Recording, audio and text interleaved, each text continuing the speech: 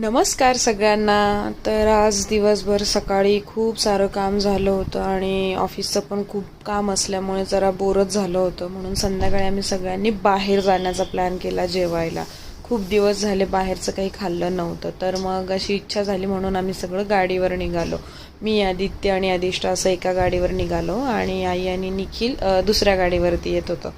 तर आम्ही गेलो रेड्डीजमध्ये. इथेच जवळ आमच्या इथे रेड्डीज आहे, तिथे खूप छान तंदूर भेटतं जे की आम्हाला खूप आवडतं.